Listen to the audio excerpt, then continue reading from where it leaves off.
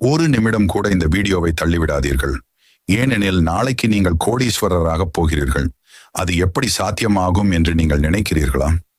முருகனை ஒரு முறை தரிசிக்கிறீர்கள் என்றால் அவருடைய அருள் உங்கள் வாழ்க்கையில் வெற்றியும் செல்வமும் மகிழ்ச்சியும் கொண்டு வரும்.